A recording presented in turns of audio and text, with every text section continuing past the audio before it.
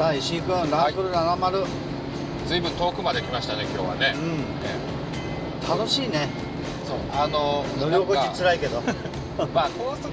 路向きではないですよね。でも日本で発売したらこういうの買うのは昔を懐かしむおじさんばっかりかと思ったら若者がすごい食いついてるらしいんですよ。メガウェーブとかでイベントをやったら高校生とか来るんですって。何なんだろうね。はいはいはいはい、もう質問ガンガンしてくる。なんか一個のやっぱサブカルチャーみたいな感じ。そうですね。あとまあ非日常的な世界というか、あと多分こういう機能って砂漠とか本当に、そういうとこ行くと役に立つじゃないですか。そのなんかプロユース仕様みたいのにちょっと憧れがあるとか。そうだね、まあ中東でね、まあここあんまり言いにくいんだけど、いろんなアルカイダとかそういう、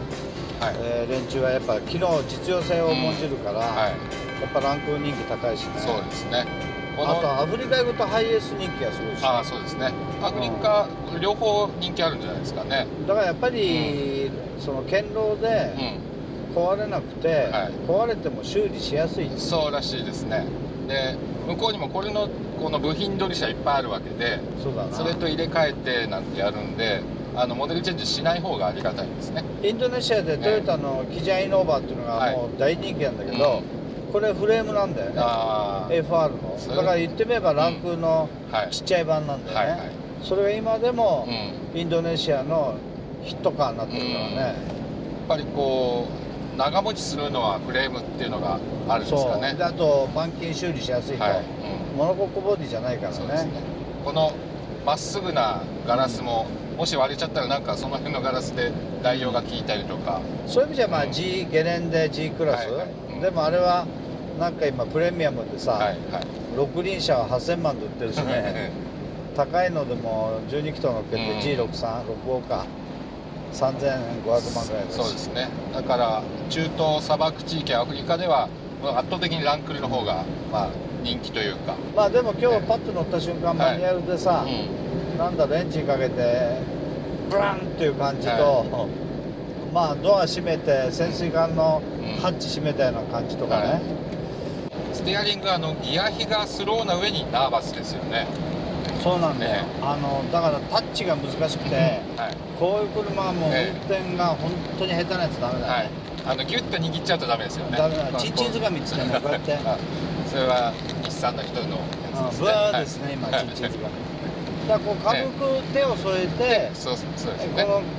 デリケートなタッチで切り遅れないように早めにちょっと切る、ちょっと切るみたいなね。そうなんかちゃんと肩もリラックスさせてやんないとうまくいかないですよね。そうだね。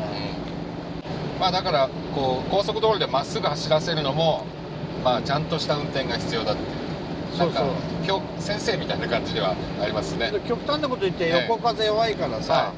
風読んで早めに修正していかないといけないんで、大型トラックいたらちょっと煽られるかもなとか。だからこの車乗ってうまく走れる人は本当に運転うまいよ。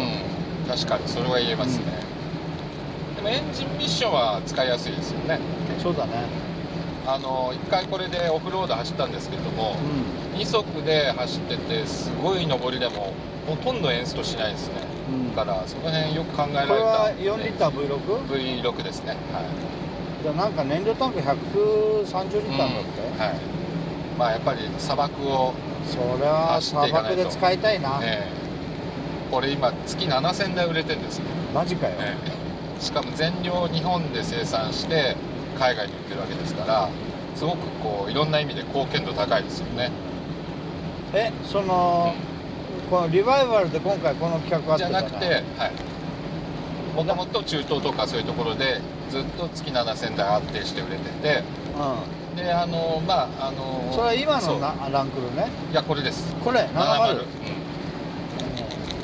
ものすごいいい収益すごいだろう。企業にとってものすごいいい車ですよね。だからスーパーカブみたいなもんじゃないですか。じゃあ稼ぎ頭はレクサスとランクルかもしれないですね。まあでも AMG みたいにこれのレクサス作んないところだけトヨタの良心だよな。そうですね。まあちゃんと需要があったからこそ今日本では黒板として乗れるっていうまあ良さもあって、で若い人たちがこういうのに食いつくっていうのも分かったっていうのもなんか興味深いところですよね。一生懸命大人がこう若い人をどんな車作ってあげればいいんだろうって考えるよりも、古いものをポンって出したら食いつかれたっていうのはちょっとこう面白いし、まあそれにしても、はい、パートタイム4区で、ここにねセンターデフロックとリアデフロックとね、はい、まあセンターデフはないから、はい、そうかリアデフロックとフロントデフロック、はい、でホイールハブにはフリーホイールハブ、はい、オートとロックがあって、はい、全部666でいくと、もうこんなところまで雪道までガンガン行けるし、今日これから日本自動車博物館行くじゃない、はい、そこにねあったと思うんだけど、日本の4区の1号機が黒金4区っていうのがあったと思うね。なんか名前は聞いたことありますね、まあ軍用のトラックの4区はね、はい、あるんだけど、乗用車4区はもしかしたらその黒金4区、そういう世界的に見ても乗用4区としてはかなり速いっていうことですかね。いや実はもしかしたら日本が世界初じゃないかって、というのはこう山坂あるでしょ、はい、ちょうどオーストリーとかスイスとかと同じでね、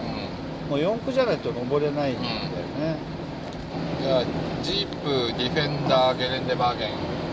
あたりがそのまあ軍用から、はい、クロスカントリーのオフロード車のルーツ、乗用車系でいうと、はい、まあ歴史ではそのスパイカー兄弟っていうのがいたけど、はい、戦後で見ると乗用4区は意外とスバルが速くて、はい、60年代のレオネバン、でスバルスイングバック4区、はい、それでフルタイムはアウディ1980年のアウディクワッド、はい、でそれで高速4区の扉が開き、はい、そのアウディのダブルシーでしたクワトロスポーツクワトロのパートレーンを全部ひっくり返して、はい、エンジンを末田クエンジン乗っけたやつがポルシェ959。そうなんですか？あ、知らなかった。知らなかったです。アウディ縦置きだからさ、そのままトラック6乗っければいいの、それを全部ひっくり返して、RR の、それで959を初めてセンターデフが、メカニカルのファーガソンから、多番電子制御クラッチに乗って、でそれのエクスペリメンタルカーが959だよね。でその辺が最近の、高性能なオンロード4区のルーツに近い近いね。それで GTR の R32GTR 開発するときに、実は日産は959を買って、959がベンチマークだった。で最近は確かエスティマハイブリッド4区の時に初めてセンタープロペラシャフトのない、E4 区はエスティマハイブリッドで出てきて、今トヨタのハリアーとか NX とか、ハイブリッド4区は全部リアモーターですよね。あとマーチがありましたね、作ったそのアシスト4区、マツダにも OEM されてたけど、アウトランダー PHEV も前後モーターですかね。そうだね、FF ベースのハイブリッドの4区は基本はペラシャフトがないから、で今度それがポルシェ918とか、ミッドシップのスーパーカーにもフロントアクセルに今度逆にモーターを乗っけた E4 区になってくるんだよね。今 WEC 世界スポーツカー耐久選手権も前後にモーター持って4駆だったりする車も出てきましたけどね、もう、電気の力を使ったり、4WD 化するっていうのは、そのうち乗用車の常識になりそうですよね。レジェンドが今度出てくるやつが、FFS でリアがモーターで、3モーター DCT ハイブリッドで、リアのモーターは左右で今度ベクタリングもするから、コーナリング中に片っぽは回生してそれを外側に増速する。だから完全にオールオイルコントロールの時代になっていて、それがまた今度前後ひっくり返った NSX になってて、すごいよね。アウディと959の関係みたいなのがレジェンドと NSX の関係になって、四輪ソーダも実は地味な技術だけど入ってきてるしね、でそれに日産のバイワイヤーステアなんか入ってくると、4輪独立ステアコントロールと、4輪独立駆動力コントロールと ESC なんかあるから4輪独立ブレーキコントロールなの。要するに4つのタイヤの制動力、駆動力、操作がもう全部自在にできる時代が、電気仕掛けでした。電気仕掛けでこういうとしたよね。まあすごいな、そう考えると。でもなんか振り出しの原点でこの70ランク70に戻ってくってなんかいいよね。やっぱこれ乗るとこういうふうに動いてこう働いてるんだってちょっと分かりますからね。電気仕掛けで全部なっちゃうとどういう現象が起きてるのか多分全然分かんなくなりますね。いつもレンジスポーツ乗ってるんだけど、このちょっと突き上げ感のね、突き上げる乗り心地だけ辛いんで、でこれ前パシェロでねこういう乗り心地があったんだよ、80年代に、そうしたらねシートの下にスプリング入れたんだよね、マイナーチェンジで、でちょっとそのスプリングがダンピングが悪いから揺れると、その頭が4回ぐらいこうやって揺すられるんだけど、でもね乗り心地は良かったね。これもちょっとシートをいじれば、クッションもうちょっと厚くしてくれるだけで、そうそう、なんかフランス車のシートでもいければ、ブラジルの女性のお尻みたいにお尻にシリコン入れちゃうとかさ